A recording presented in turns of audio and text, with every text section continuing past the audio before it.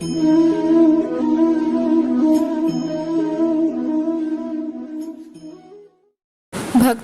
क्या आप जानते हो श्री कृष्ण ने स्नान करती गोपियों के वस्त्र क्यों चुराए थे? क्या है ये लीला और क्या इस लीला के पीछे का असली रहस्य आज इस वीडियो में मैं आप सबके साथ शेयर करूंगी। जय श्री कृष्णा, राधे राधे। कैसे हैं आप सब? उम्मीद करती हूँ सब अच्छे होंगे। स्वागत है आप सबका आपके अपने YouTube चैनल सद्गुण सेवा भक्ति में। देखिए भक्तों, जैसा कि सब जानते हैं, भगवान विष्णु ने कृष्ण अवतार में सबसे ज़्यादा लीलाएं की थी। तभी हम सभी भगवान कृष्ण को लीलाधर के नाम से जानते हैं। भगवान कृष्ण बहुत ही ज़्यादा नटखट थे और बचपन में गोपियों के घरों से माखन तक चुरा कर खा लिया करते थे। नदी में नहाती हुई गोपियों के वस्त्र चुरा लेना श्री कृष्ण की एक ऐसी लीला है जिसको लेकर आज तक कई सवाल खड़े करते हैं। श्री कृष्ण को कटघरे में खड़ा करने की कोशिश करते हैं। उनकी लीला को गलत और अनुचित बताने का हमेशा से प्रयास किया जाता है। देखिए भक्तों, जब भी श्री कृष्ण कोई लीला करते थे या नटखटपने में बचपने में कोई अटखेलियाँ करते थे, उनकी हर लीला के पीछे कोई न कोई रहस्य होता था। उसी में से ये एक रहस्य है जो आज मैं आप सबके साथ शेयर कर रही हूँ। वस्त्र चुराना उनका ये नहीं था कि वो गोपियों को परेशान करते थे या उनको निवस्त्र नहाता हुआ देखते थे, नहीं। इसके पीछे एक बहुत बड़ा रहस्य है और हमें एक सीख देना चाहते थे वो कि हमें कैसे नहाना चाहिए, औरतों को खासकर कैसे नहाना चाहिए। तो चलिए शुरू करते हैं। नदी में नहाते हुए गोपियों के वस्त्र चुरा लेना यह बाल कृष्ण की एक नटखट का नहीं बल्कि उनकी एक लीला थी, जिसके जरिए वो बालपन में गोपियों को एक अच्छी सीख सिखाना चाहते थे। आज के समाज की स्त्रियों को भी इसका वर्णन शास्त्रों में मिल जाता है। देखिए भक्तों, कथा के अनुसार जब गोपियाँ जल में स्नान करने के लिए तालाब में उतरती हैं तो भगवान कृष्ण पेड़ पर बैठकर इस दृश्य को आराम से देख रहे थे। जब गोपियाँ नहाने के लिए व्यस्त हो जाती हैं, वो नहाने में इतनी मगन हो जाती हैं कि उनको आसपास का कुछ ध्यान भी नहीं रहता। तो श्री कृष्ण आकर उनके वस्त्र चुराकर छुपा देते हैं और जब गोपियाँ नहाकर तालाब से निकलने वाली थी तो उन्होंने देखा कि उनके वहाँ वस्त्र नहीं थे और सब चिंतित होने लगी। उसी समय गोपियों की नज़र छुपकर बैठे श्री कृष्ण पर पड़ी। गोपियों ने कहा, गोपियों को नहाते हुए देखने में तुम्हें ज़रा भी लज्जा नहीं आती कान्हा? कान्हा कहने लगे, गोपियाँ कृष्ण से जब यह सब बात कहती हैं तो प्रश्न भी पलट कर कहते हैं, श्री कृष्ण मुझे लज्जा क्यों आएगी? लज्जा तो तुम्हें आनी चाहिए। निवस्त्र होकर तुम नहा रही हो, मैं तो नहीं नहा रहा जो मुझे लज्जा आए। फिर गोपियाँ श्री कृष्ण से कहने लगी, हमसे गलती हो गई कान्हा, अब यह बताओ तुमने हम सबके वस्त्र कहाँ रखे हैं? पहले तो श्री कृष्ण गोपियों को मना कर देते हैं, किंतु उनके बार बार अनुरोध करने पर, बार बार उनकी विनती करने पर, हाथ जोड़ने पर श्री कृष्ण बता देते हैं कि उनके वस्त्र इसी वृक्ष पर हैं जहाँ पर वो बैठे हैं।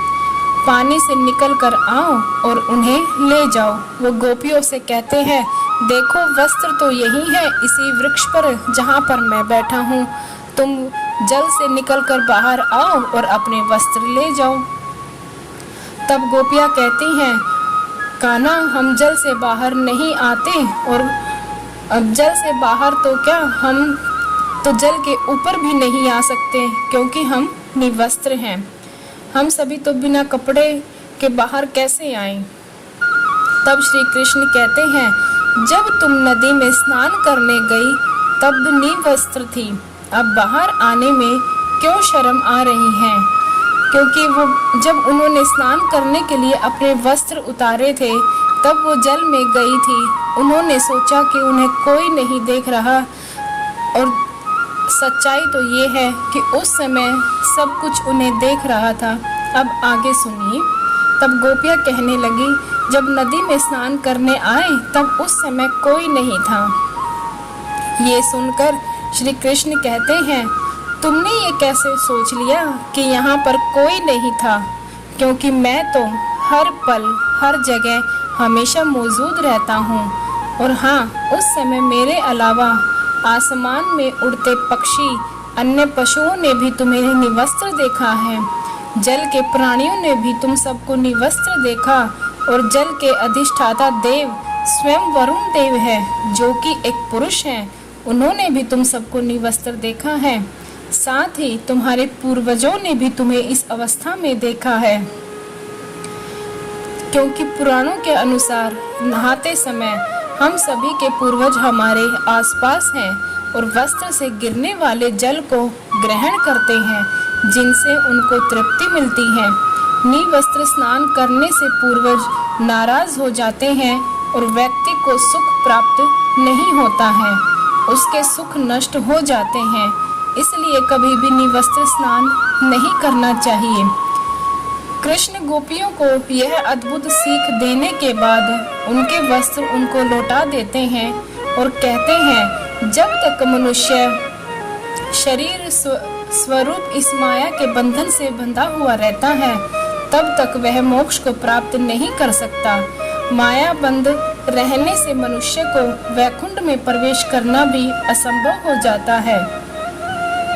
यही समझाने के लिए मैंने तुम्हारे वस्त्र चुराए थे। फिर श्री कृष्ण कहते हैं, गोपियों, इस बात में कोई शक नहीं है कि तुम संपूर्ण रूप से मुझे समर्पित हो, लेकिन इसका अर्थ ये नहीं है कि तुम निवस्त्र नहाओ और जल में स्नान करने के लिए तुम अपने सारे वस्त्र उतार कर प्रवेश करो। देखिए, ये तब की बात है जब शायद हम तो क्या, हमारे पूर्वज भी उस समय नहीं थे, लेकिन उनका एक यही मकसद था, क्योंकि वो भगवान हैं, उनको सब कुछ पता है कि आने वाले समय में क्या होने वाला है। इसलिए उन्होंने गोपियों के वस्त्र चुराए थे कि आने वाला समय बहुत ही खराब होने वाला है और हमें स्त्रियों को, खासकर स्त्रियों को, हमेशा वस्त्रों में ही स्नान करना चाहिए। उनकी यही सीख थी कि तुम हमेशा वस्त्र पहन कर नहाओ। नहाते समय ये कभी मत सोचना कि तुम्हें कोई नहीं देख रहा। हमें हमेशा, वही भगवान ने कहा है ना, नहाते समय पशु पक्षी, आसमान में उड़ते पंछी और हमारे पूर्वज सभी हमें देखते हैं। तो भक्तों, आप सबसे विनती है, खासकर स्त्रियों से, वो अपने वस्त्र पहन कर नहाएं, ना कि निवस्त्र होकर नहाएं। इसीलिए भगवान श्री कृष्ण जब बाल रूप में थे, तब भी जब भी कोई लीला करते थे, उनकी हर लीला के पीछे कोई न कोई रहस्य होता था, कुछ न कुछ उनका मकसद होता था। हमें कुछ न कुछ सीख देने के लिए ही वो हमेशा लीलाएं करते थे।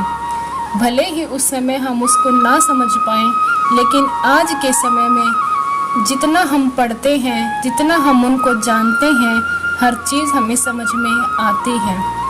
तो भक्तों, आज की वीडियो आपको मेरी कैसी लगी, प्लीज़ कमेंट बॉक्स में मुझे कमेंट करें। वीडियो को लाइक करें, दोस्तों के साथ शेयर करें और सब्सक्राइब करना ना भूलें। बेल आइकन प्लीज़ प्रेस करें, जिससे आने वाली वीडियो की नोटिफिकेशन आपको मिल सके। जय श्री कृष्णा, राधे राधे। ख्याल रखें अपना, आप सब स्वस्थ रहें।